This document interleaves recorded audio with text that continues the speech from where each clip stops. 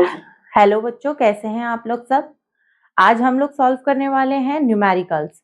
Last जो भी हम लोगों ने पढ़ा था मोलैरिटी या मास परसेंटेज या फिर मोल फ्रैक्शन एटसेट्रा, इन सब के न्यूमेरिकल्स आज हम लोग सॉल्व करने वाले हैं। एक न्यूमेरिकल हमने पहले ही सॉल्व कर लिया था।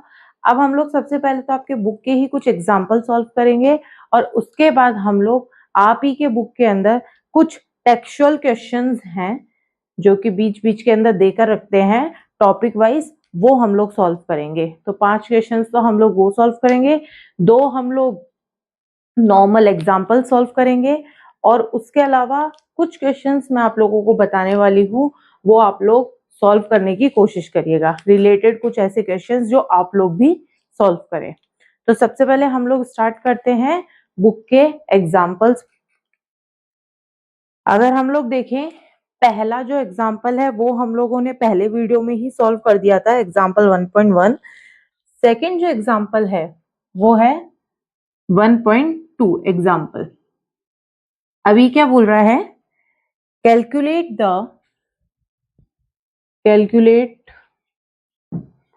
द मोलैरिटी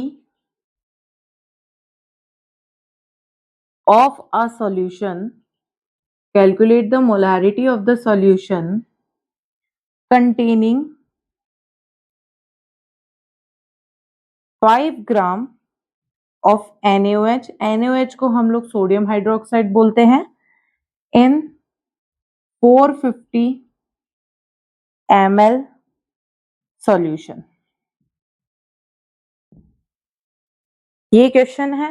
क्वेश्चन का मतलब हम लोग समझ जाते हैं। सबसे पहले तो क्या बोलना चाहता है कि एक सॉल्यूशन है, सॉल्यूशन के अंदर क्या डाल रखा है, एक बीकर ले लिया, इसके अंदर 5 ग्राम NaOH डाल दिया। अब इसका सॉल्यूशन बना है। सॉल्यूशन का मतलब क्या होता है कि सॉल्यूट के अंदर हमने सॉल्वेंट डाल दिया और इसका सॉल्यूशन बनाने के लिए NaOH का सॉल्यूशन कैसे बनता है, जब हम लोग इसके अंदर पानी डाल देते हैं, NaOH वाटर के अंदर डिसॉल्व हो जाता है। तो हम लोगों ने इसके अंदर वाटर डाल दिया और कितना डाल दिया कि इसका वॉल्यूम 450 ml हो जाए। इतना सॉल्यूशन बनाना है, यानी 450 ml सॉल्यूशन हमको बनाना है, जिसमें से 5 ग्राम NaOH है और बचा हुआ वाटर है। इसकी हम लोगों को निकालनी है मोलैरिटी। मोलैरिटी हम लोग कैसे निकालेंगे, हम लोगों ने नॉर्मल फॉर्मूला पढ़ा था। सबसे पहले तो देख लीजिए आपको गिवन क्या क्या है। हमको गिवन है मास ऑफ NaOH। NaOH यहाँ पे क्या हो चुका है, सॉल्यूट, जो कि कितना गिवन है, 5 ग्राम, जिसको हम लोग M1 या W1 से डिनोट कर देते हैं। उसके अलावा हमको दे रखा है volume of solution. Volume of solution जो कि है 450 ml। 450 ml। अब हमको निकालनी है मोलैरिटी। मोलैरिटी को हम किससे डिनोट करते हैं, कैपिटल M से। क्योंकि ये ml के अंदर दे रखा है तो इसका फॉर्मूला हम लोगों ने क्या पढ़ा था, W1 अपॉन M1, ऊपर आ जाएगा मल्टीप्लाई बाय 1000 और नीचे आ जाएगा मल्टीप्लाई बाय V। W1 क्या हो गया, मास ऑफ सॉल्यूट। M1 क्या हो जाएगा, मोलर मास ऑफ सॉल्यूट। अब हम लोग मोलर मास कैसे निकालेंगे, हमको M1 निकालना पड़ेगा, यानी मोलर मास निकालना पड़ेगा, molar mass of NaOH। Na का एटॉमिक मास क्या होता है, 23। हमने पहले वीडियो के अंदर पढ़ा था, ये याद करना जरूरी है। ऑक्सीजन का मास कितना होता है, 16, और हाइड्रोजन का कितना होता है, 1। 23 + 1 24 + 16 40। हमारे पास M1 आ चुका है। अब हम लोग इस फॉर्मूले में पुट कर देंगे।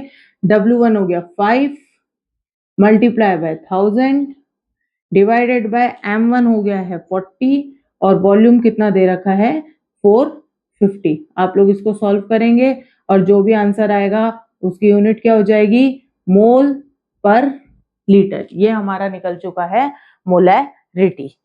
बहुत सिंपल तरीका था। अगर आप लोग स्टेप बाय स्टेप सॉल्व करेंगे या फिर डायरेक्ट फॉर्मूला पुट करने की कोशिश करेंगे तो उसके अंदर थोड़ा कंफ्यूजन हो हो सकता है, इसीलिए हम लोगों ने फॉर्मूले को डिवाइड कर दिया, फॉर्मूले को खोल दिया पूरी तरीके से और डायरेक्ट इस तरीके से फॉर्मूला बना दिया। बुक के अंदर जो है वो दे रखा है moles of solute upon volume of solution. उसके लिए आप लोग पहले अलग से मोल्स निकालेंगे, फिर मोलर मास निकालेंगे, उसके बाद फॉर्मूले के अंदर पुट करेंगे। तो हम लोगों ने डायरेक्ट फॉर्मूला ही बना दिया। और इसमें सबसे खास बात और सबसे अच्छी चीज क्या है कि अगर ml के अंदर दे रखा है वॉल्यूम, तो भी इस फॉर्मूले के थ्रू डायरेक्टली सॉल्व हो जाएगा। हमको बार बार ml को लीटर में या मोलर मास निकालना या kg को ग्राम में, ग्राम को kg में कुछ भी कन्वर्ट करने की जरूरत नहीं होगी। डायरेक्ट फॉर्मूला पुट करिए और आपका डायरेक्ट आंसर निकल जाएगा। सेम तरीका मैंने मोलैलिटी का बताया था, क्योंकि अब जो अगला क्वेश्चन हम लोग सॉल्व करने वाले हैं वो है मोलैलिटी का। एग्जाम्पल 1.3। सबसे पहले हम लोग क्वेश्चन देख लेते हैं, क्वेश्चन क्या बोलना चाहता है, उसके बाद हम लोग हमारे तरीके से सॉल्व करेंगे। क्वेश्चन बोल रहा है calculate the molality of 2.5 grams ethanoic acid.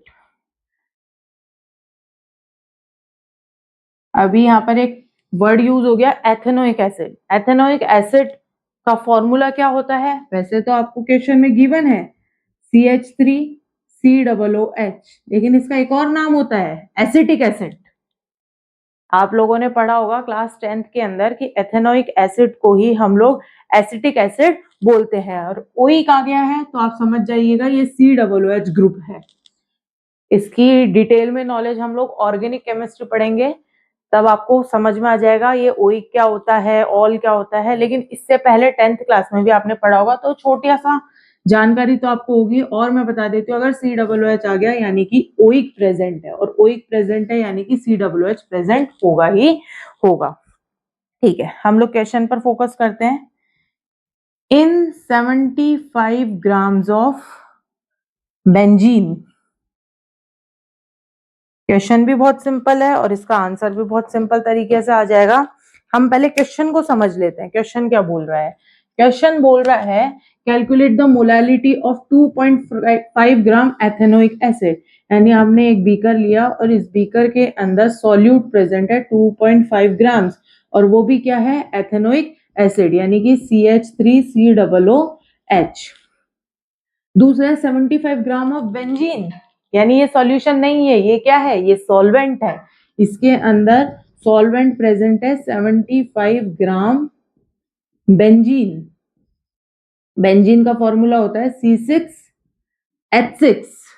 Benzene को हम इस तरीके से भी बना सकते हैं रिंग की फॉर्म में, ऐसे। ये भी हम लोग आगे पढ़ने वाले हैं। तो 75 ग्राम ऑफ बेंजीन, यानी ये क्या है? ये ज्यादा है तो ये सॉल्वेंट कहलाएगा, और क्योंकि ये कम है तो ये क्या कहलाएगा? सॉल्यूट। तो हमको ये पता चल गया कि हमारे पास गिवन क्या क्या है। हम लोग सॉल्व करेंगे इसको। हमारे पास है mass of ethanoic acid. Ethanoic acid को हम लोग बोलेंगे सॉल्यूट, जो कि है 2.5 ग्राम्स, यानी कि ये हमारे पास गिवन है W1।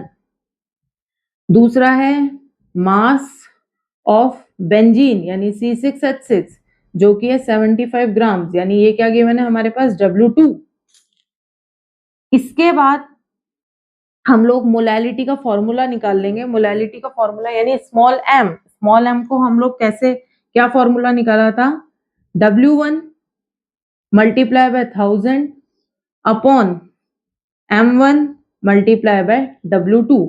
और आप देखिए, क्योंकि ये ग्राम में प्रेजेंट है इसीलिए हम लोगों ने मल्टीप्लाई बाय 1000 किया है ऊपर।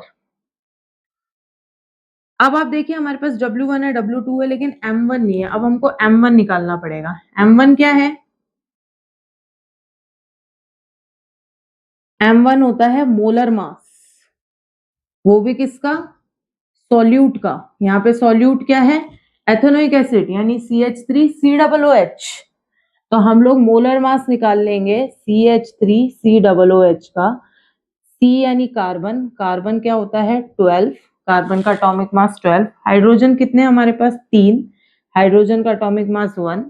फिर से कार्बन है तो कार्बन का वापस एटॉमिक मास 12, प्लस में 2 ऑक्सीजन है तो एक ऑक्सीजन का 16 होता है, दूसरा ऑक्सीजन का भी 16 ही होता है, और वापस से हाइड्रोजन आ गया, तो ये क्या हो गया 1। 12 प्लस 3 प्लस 12, 16 और 16 32 प्लस 33। इसको हम लोग सॉल्व करेंगे। 12 और 12 24, 24 और 3 27, 27 और 33 60। तो हमारा मोलर मास आ गया 60। अब हम लोग क्या करेंगे, मोलैलिटी निकाल लेंगे। सब कुछ हमारे पास आ चुका है। W1 है 2.5 मल्टीप्लाई बाय 1000 अपॉन M1 हम लोगों ने निकाल लिया 60 मल्टीप्लाई बाय W2 है 75। इसको सॉल्व करेंगे, आपका आंसर आ जाएगा मोल पर केजी। बहुत सिंपल तरीके से हम लोगों ने निकाल लिया है मोलैलिटी भी। तो मोलैरिटी और मोलैलिटी निकालनी है तो आप लोग डायरेक्ट फॉर्मूला लगाइए। मोलर मास या तो आपको गिवन होगा या फिर आपको निकालना पड़ेगा। ये हमारा सॉल्व हो गया है। अब हम लोग क्या करेंगे, आप ही के बुक के अंदर कुछ और क्वेश्चंस दे रखे हैं, वो हम लोग सॉल्व करेंगे और उसके बाद हम लोग नया टॉपिक स्टार्ट करेंगे। पहले हम लोग न्यूमेरिकल्स देख लेते हैं। अभी हमारे पास 5 न्यूमेरिकल्स और हैं जो कि अनसॉल्व्ड है। ये तो आपकी बुक में सॉल्व थे, लेकिन तरीका ये नहीं था, फॉर्मूला ये नहीं था, थोड़ा सा अलग फॉर्मूला था। बट आप लोग इसी फॉर्मूले से निकालेंगे, बहुत इजी हो जाएगा आपके लिए क्वेश्चन सॉल्व करना। अब हम लोग करेंगे हमारे बुक के नेक्स्ट 5 क्वेश्चंस। पहले आप लोग इसको नोट डाउन कर लीजिए।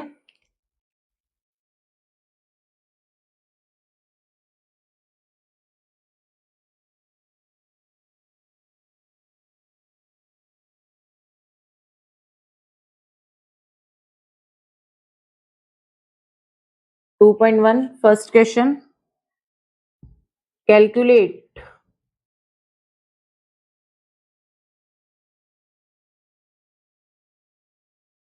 calculate the mass percentage of benzene यानी C6H6 एंड कार्बन टेट्राक्लोराइड होता है CCl4 if 22 gram of benzene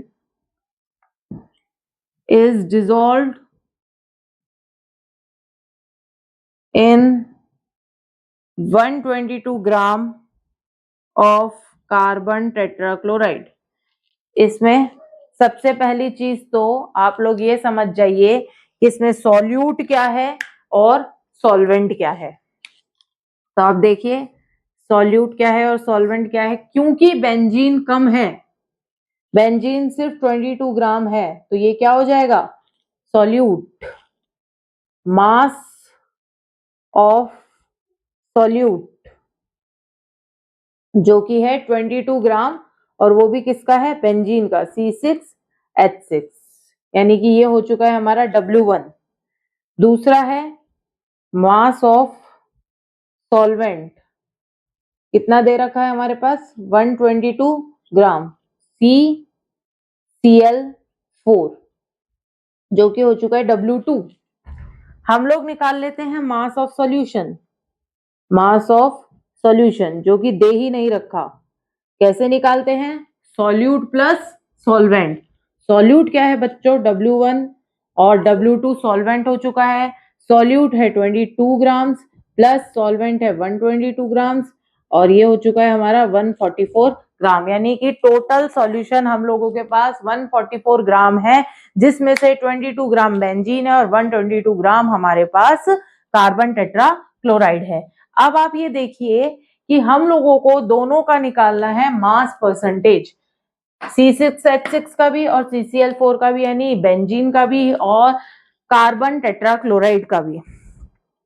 first he first जो हम लोगों ने फॉर्मूला पढ़ा था कंसंट्रेशन ऑफ सॉल्यूशन का, वो हम लोग अप्लाई करेंगे और बहुत आसानी से ये सॉल्व हो जाएगा। देखिए हम लोगों ने पढ़ा था मास by mass percentage of solute. तो सॉल्यूट का निकालने के लिए हम लोग क्या करेंगे, यानी सॉल्यूट यहाँ पर क्या है बेंजीन, बेंजीन का निकालने के लिए क्या करेंगे, mass of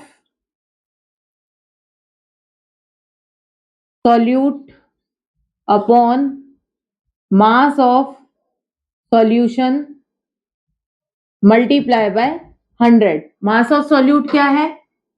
grams. Mass of solution हम लोगों ने निकाल लिया 144 मल्टीप्लाई बाय 100। ये आप लोग सॉल्व करेंगे और इसका आंसर आ जाएगा परसेंटेज के अंदर। अब सेम तरीका ही होगा मास ऑफ सॉल्वेंट का। हम लोग निकालेंगे mass by mass percentage of solvent यानी CCl4। क्या फॉर्मूला है हमारे पास? Mass of solvent upon mass of solution और मल्टीप्लाई कर देंगे इसको 100 से। सॉल्वेंट का मास कितना है? 122। सॉल्यूशन का है हमारे पास 144। मल्टीप्लाई कर देंगे 100 से। आपका जो भी आंसर आएगा कैलकुलेट करने के बाद वो क्या आ जाएगा? परसेंटेज के अंदर। और ये हमारा बहुत सिंपल तरीके से पहला क्वेश्चन सॉल्व भी हो गया है। दूसरा क्वेश्चन भी ऐसा ही है, यानी कि बोला गया है, ऊपर वाले क्वेश्चन को ही कॉपी करके नीचे वाला बना दिया गया है, वही बेंजीन और कार्बन टेट्राक्लोराइड लेकर के, लेकिन उसके अंदर हम लोगों को मास परसेंटेज नहीं निकालना है, मोल फ्रैक्शन निकालना है। अब हम लोग मोल फ्रैक्शन कैसे निकालते हैं वो हम लोग नेक्स्ट क्वेश्चन के अंदर देखेंगे। जब तक आप लोग ये वाला नोट डाउन कर लीजिए।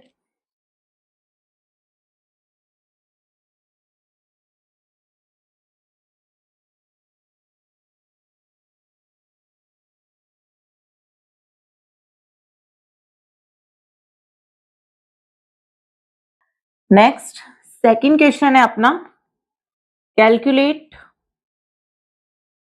The mole fraction of benzene. Benzene को हम C6H6 लिख लेते हैं। In solution containing 30% by mass in carbon tetrachloride। अब हम लोग देख लेते हैं क्वेश्चन क्या बोलना चाह रहा है। क्वेश्चन बोल रहा है कि हमको मोल फ्रैक्शन निकालना है। मोल फ्रैक्शन का मतलब बच्चों क्या होता है? एक्स। हम लोगों ने पढ़ा था कि मोल फ्रैक्शन को हम लोग क्या बोलेंगे? एक्स। ठीक है। अब मोल फ्रैक्शन भी किसका निकालना है? ऑफ C6H6, यानी कि बेंजीन का मोल फ्रैक्शन निकालना है इन अ सॉल्यूशन कंटेनिंग, यानी बेंजीन कितना है सॉल्यूशन में? Only 30% by mass in CCl4। Question का मतलब हम लोग समझ जाए पहले कि 30% बेंजीन सॉल्यूशन में प्रेजेंट है। सॉल्यूशन कितना है ये हमको गिवन नहीं है, तो हम लोग क्या मान लेंगे कि सॉल्यूशन तो हमारा 100% ही है, और 100% ही होता है सॉल्यूशन। ठीक है। और सॉल्यूशन किसका बना हुआ है? CCl4 का। यहाँ पे कंफ्यूजन बच्चों को हो जाती है कि सॉल्यूट क्या है और सॉल्वेंट क्या है। यहाँ पर सॉल्यूट हमारा बेंजीन होगा, क्योंकि बोल रहे हैं C6H6 in solution containing 30%। 30% solution के अंदर बेंजीन प्रेजेंट है, और टोटल सॉल्यूशन कितना है हमारे पास? 100%। यानी कि अगर हम लोग 100 में से 30 निकाल देंगे तो बचा हुआ क्या आ जाएगा? 70% CCl4 प्रेजेंट है, और 70 ज्यादा होता है तो CCl4 क्या हो जाएगा? सॉल्वेंट हो जाएगा, और बेंजीन क्या हो जाएगा? हमारा सॉल्यूट हो जाएगा। अब हम लोग देख लेते हैं यहाँ पर गिवन क्या क्या है। मास ऑफ बेंजीन कितना प्रेजेंट है? 30 ग्राम। परसेंट को अगर हम लोग कन्वर्ट करेंगे तो 30 ग्राम ही आएगा, क्योंकि 100% सॉल्यूशन है। मास ऑफ CCl4 विच इज 70 ग्राम, और टोटल सॉल्यूशन हमारा कितना हो चुका है? 30 प्लस 70 यानी कि 100 ग्राम। ये हमारा आ चुका है W1, ये आ चुका है हमारा W2। हमने मोल फ्रैक्शन का फॉर्मूला पढ़ा था, X1 बराबर है N1 upon N1 plus N2, और X2 बराबर है N2 upon N1 plus N2। अब ये N क्या है? एन को हमने पढ़ा था, एन होते हैं मोल्स। एन क्या होते हैं? मोल्स। बच्चों आपको याद होगा, अगर आपको याद नहीं है, कोई इसी वीडियो से स्टार्ट कर रहा है तो मेरी पहले वाली वीडियोस देख सकते हैं। उसके अंदर मैंने आपको एक एक फॉर्मूला एक्सप्लेन कर रखा है और ये बता रखा है कि एन का मतलब क्या होता है, मोल्स होता है। एक बार आप रिकॉल कर सकते हैं। मोल्स का फॉर्मूला क्या होता है? Given mass upon molar mass. तो ये तो N1 का फॉर्मूला हो गया, W1 अपॉन M1। और N2 का क्या फॉर्मूला हो गया? वही given mass upon molar mass, W2 upon M2। अब इसके अंदर तो नॉर्मली हमको मोल फ्रैक्शन निकालने के लिए बोल रहे हैं बेंजीन का, लेकिन हम दोनों का ही निकालना सीख लेंगे इसके अंदर। कैसे? सबसे पहले W1 और W2 तो हमको गिवन है, W1 और W2। अब यहाँ पर है M1 और M2, तो हम लोग सबसे पहले M1 और M2 निकाल लेते हैं। M1 क्या हो जाएगा? मोलर मास ऑफ बेंजीन, यानी C6H6 का मोलर मास। कार्बन कितने हैं हमारे पास? 6। कार्बन हमारे पास है 6, और कार्बन का एटॉमिक मास कितना होता है? 12। प्लस हाइड्रोजन भी 6 है और हाइड्रोजन का एटॉमिक मास कितना होता है? 1। 12 6 72 प्लस 6, कितना मोलर मास आ गया हमारे पास? 78। ऐसे ही हम लोग मोलर मास निकाल लेंगे। Molar mass of CCl4, carbon का atomic mass 12 plus chlorine, Cl क्या है? क्लोरीन, जो कि कितने प्रेजेंट है? 4, और क्लोरीन का एटॉमिक मास होता है 35.5। इसको हम लोग सॉल्व करेंगे। 154 हमारा मोलर मास हो गया CCl4 का। अब हमारे पास M1 भी आ चुका है, M2 भी आ चुका है, W1 और W2 हमको गिवन है, तो हम लोग क्या निकाल लेंगे? N1। N1 equals to W1 upon M1। W1 हमारे पास है 30 और M1 हमारे पास है 78। N2 अगर हम निकालें तो W2 अपॉन M2। W2 हमारे पास कितना गिवन है? 70, और अभी हमने M2 निकाला 154। ये N1 और N2 भी निकाल लिया। अब हम लोग डायरेक्ट निकाल सकते हैं X1 और X2। X1 के अंदर आप लोग फॉर्मूला पुट कर दीजिए N1 upon N1 plus N2, और X2 में भी आप फॉर्मूला पुट कर दीजिए N2 upon N1 plus N2, और इस फॉर्मूले से हम लोगों का क्वेश्चन हो जाएगा सॉल्व। अगर आप स्टेप वाइज स्टेप चलेंगे तो ये क्वेश्चन बहुत ईजी हो जाएगा। अगर आप डायरेक्ट फॉर्मूला लगाने की कोशिश करेंगे तो ये क्वेश्चन बहुत हार्ड हो जाएगा। मोल फ्रैक्शन निकालने का सबसे पहला तरीका यही होता है कि क्या क्या गिवन है वो देख लीजिए। W1 W2 अगर गिवन है तो आप सबसे पहले वो लिख लीजिए, उसके बाद आप M1 M2 निकालिए, देन आप N1 और N2 निकालिए, और उसके बाद ही मोल फ्रैक्शन तक जाइए। क्या आपका ये आंसर सही होगा? ये आप कैसे निकालेंगे? X1 प्लस X2 आपका 1 ही आना चाहिए, यानी इनका जो भी आंसर आ रहा है उन दोनों को अगर आप प्लस करेंगे तो उसका जवाब 1 ही होना चाहिए, उसका आंसर 1 ही होना चाहिए। अगर आपने X1 निकाल लिया और X2 निकालना है तो आप लोग इस फॉर्मूले से भी निकाल सकते हैं, लेकिन आपको रीचेक करने के लिए दोनों निकालना पड़ेगा। जब कॉन्फिडेंस आ जाएगा तो आप एक निकाल करके दूसरे का आंसर अपने आप निकाल सकते हैं, यानी कि इस फॉर्मूले से। अदरवाइज कोशिश करिएगा कि आप ये दोनों निकाल लें और उसके बाद आपका आंसर रीचेक कर ले, जिससे आप लोगों के मार्क्स और आपका जो भी क्वेश्चन होगा वो इजी तरीके से सॉल्व हो जाएगा, और ना ही आपके मार्क्स इसके अंदर कटने वाले हैं। ये हमारा क्वेश्चन हो चुका है 2.2। अब इसके बाद हमारे 3 क्वेश्चन और हैं। उन तीनों क्वेश्चंस को सॉल्व करके मैं आप लोगों को कुछ एक्स्ट्रा क्वेश्चन सॉल्व करने के लिए दूंगी। अगर आपसे वो हो जाए तो वेल एंड गुड, नहीं होंगे तो आप कमेंट सेक्शन के अंदर कोई भी कमेंट करके, कोई भी क्वेश्चन के लिए कमेंट करके मुझसे पूछ सकते हैं जिसके अंदर भी आपको कोई प्रॉब्लम आ रही है। नेक्स्ट वीडियो के अंदर हम लोग इसके बाकी के 3 क्वेश्चन और सॉल्व करेंगे। तब तक के लिए आप लोग इनकी प्रैक्टिस करिए, खुश रहिए, हमारे चैनल को सब्सक्राइब करिए और अगले वीडियो का वेट करिए। Thank you so much.